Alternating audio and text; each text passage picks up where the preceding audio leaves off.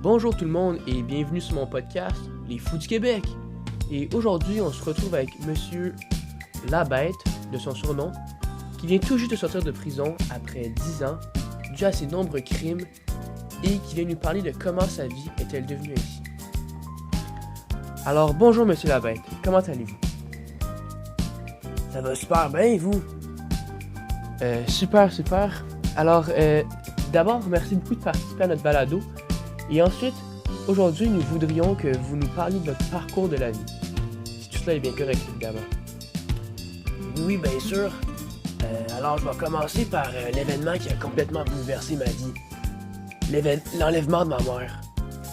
Tout ça a débuté à cause de ses nombreux problèmes, ses nombreuses tentatives de suicide. Ma mère, étant seule pour m'élever, avait décidé que s'intoxiquer aux pilules et se couper avec un couteau, c'était les meilleures options pour régler ses problèmes. Tu sais, tout est beau dans le meilleur des mondes, hein? En tout cas, après plusieurs tentatives, on finissait par plus ou moins s'y habituer, mais ça n'a jamais été le cas des maudits services sociaux. Chaque fois qu'elle faisait une tentative, on devait déménager et changer de ville pour pas qu'ils nous attrapent. Un jour, alors qu'on était rendu à Québec, elle avait décidé de se pendre dans la douche. Heureusement, la barre du rideau de douche avait lâché dans un fracas mêlé au sacre de ma mère, ce qui avait fait réveiller le propriétaire de l'immeuble. Le petit maudit avait appelé la police. Ce soir-là, ça a été la dernière fois que j'ai vu ma mère attenter à ses jours. On nous a définitivement séparés, pour ma sécurité et son équilibre. Cette situation qui m'a tellement troublé a fait en sorte que je devienne le criminel que je suis aujourd'hui. Wow! Vous êtes un homme vraiment brave, Monsieur Labête. C'est une histoire très troublante qui a dû vous tourmenter pendant longtemps. Effectivement, et je dirais même que ça me tourmente encore aujourd'hui. Pauvre vous. Mais vous avez donc jamais essayé de retrouver votre mère ou ne serait-ce qu'essayer de la contacter? Mais bien sûr que j'ai essayé de la retrouver.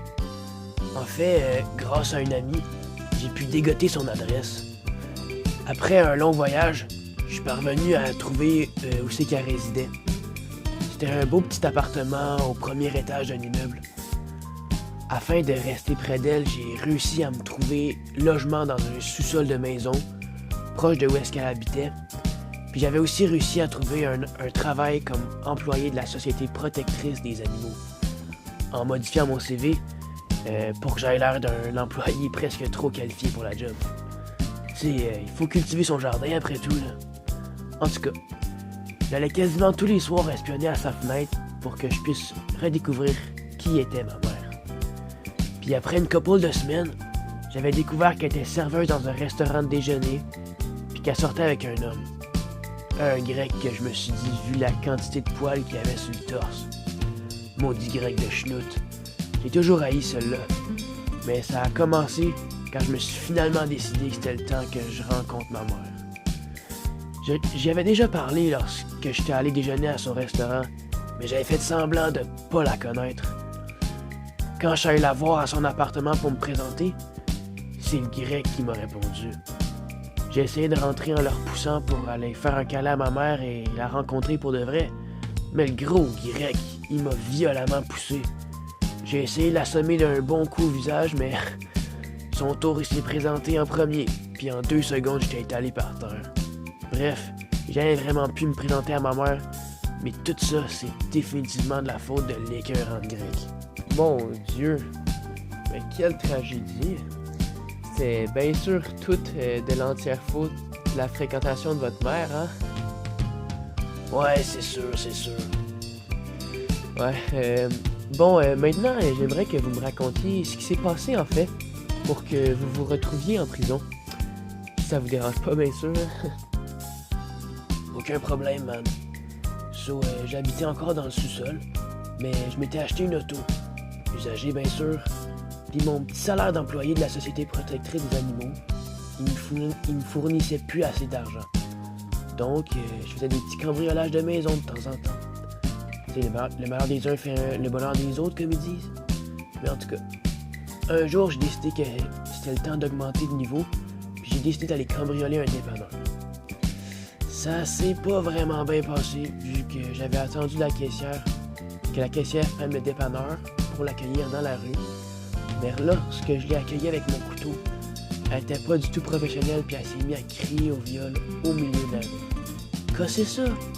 J'étais pas pour la violer au beau milieu de la rue. J'ai tout de même réussi à voler son sac à main, qui contenait des cigarettes et beaucoup d'argent. Ah, y a rien de si beau et si lisse qu'un gros paquet de cigarettes et une belle liasse d'argent. Un cambriolage parfait. Enfin, c'est ce que je pensais. La caissière du dépanneur avait retenu mon numéro de plaque, puis elle avait appelé la police. J'étais sûr qu'elle était trop conne pour ça. Je me suis enfui dans la ville où j'habitais avant de vouloir rencontrer ma mère, mais la police a quand même réussi à me retrouver quelques jours après.